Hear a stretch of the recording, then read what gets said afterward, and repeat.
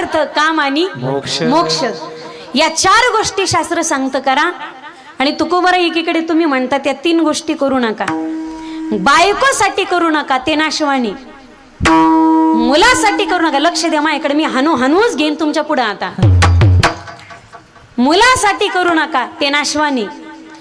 पूज्यपाद श्री गुरु गुरुनाम गुरु मामासाहेब दांडेकरांचं वाक्य, तुम्ही पोरांसाठी काही करू नका. चांगली निघले तर कमवून खातील आणि वाईट निघले तर इकून खातील. चांगली निघले ना कमवायची गरज नाही, त्यांना संस्कार कमवा, फक्त इस्टेट कमवण्याच्या भानगडीत पडू नका.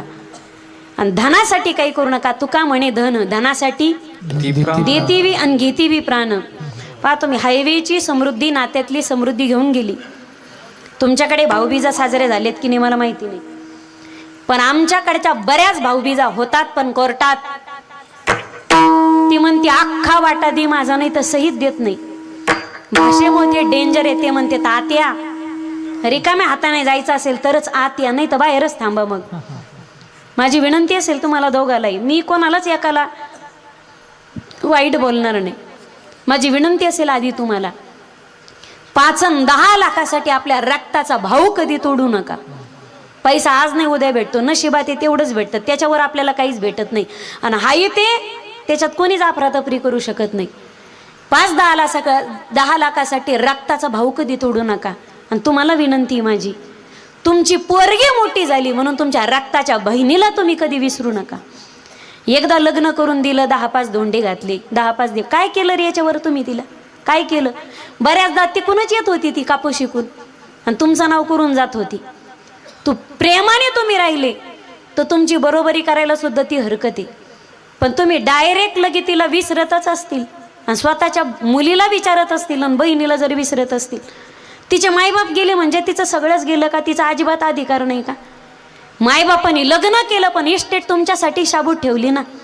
या पलीकडे काय केलं तशी पाहिलं तर ते अर्ध्या हिश्श्याची वाटी करीन येते. आता जर शासनाच्या कायद्याच्या बाबतीत जर विचार केला तर, पण विनंती असेल माझी, तुम्हाला कायद्याने अर्धा हिस्सा भेटू शकतो पण रक्ताचा भाऊ तुम्हाला आयुष्यभर तुम्ही गमावताल. 10 लाखासाठी 5 लाखासाठी रक्ताचा भाऊ कधी तोडू नका. आणि म्हातारी बहीण झाली तरी तुमच्या म्हातारपर्यंत तिची दिवाळी आणि भाऊबीज कधी विसरू नका. ही पुरुष मंडळीला विनंती. बहिणीला जर दिलं तर बहीण लक्ष्मी, तुम्ही एका 2 हाताने देताल, ती 10 हाताने तुम्हाला परत करत असते. आणि वाक्य काळजात उतरून घ्या, मी अनुभवाने सांगते. लेकी बाळीला केलेलं कधीच कमी पडत नसतं. जो करतो तो अजूनही पहा तुम्ही, लेकी बाळीचा कधी माणसाने आशीर्वाद घेतला पाहिजे. तिचा तळतळाट घेत असाल तर धाऱ्या वाट येतं, मुरी वाट जातं. विढल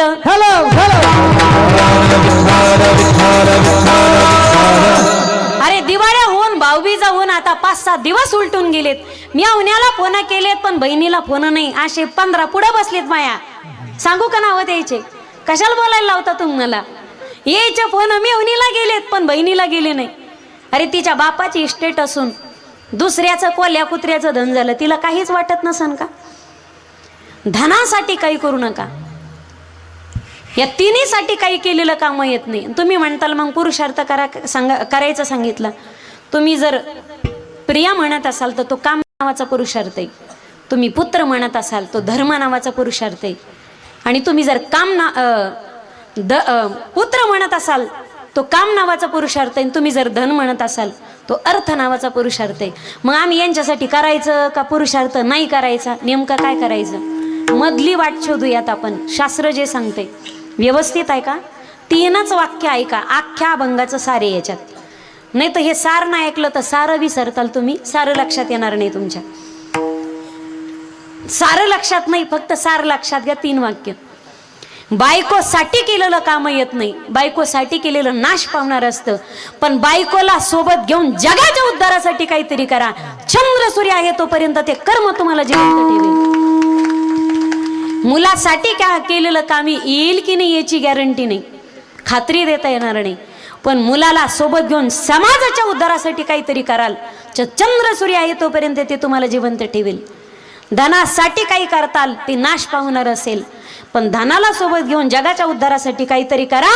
समाज तुम्हाला वर्षानुवर्ष विसरल्याशिवाय राहणार नाही. आठवण ठेवेल समाज तुमची. बायकोसाठी करणारे अनेक पाहिलेत पाहिवा. मेलेल्या बायकोसाठी थडग बांधणारे अनेक पाहिलेत.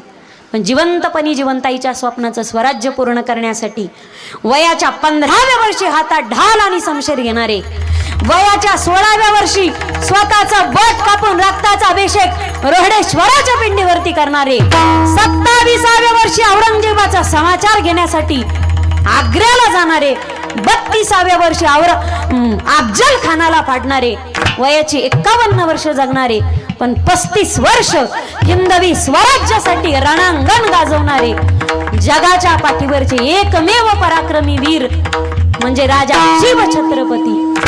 आईचा राजा पुन्हा होणे नाही, एकच राजा पुन्हा जन्मला, एकच राजा इथे जन्मला, शिवनेरी किल्ल्यावर किल्ल्यावर माझ्या राजा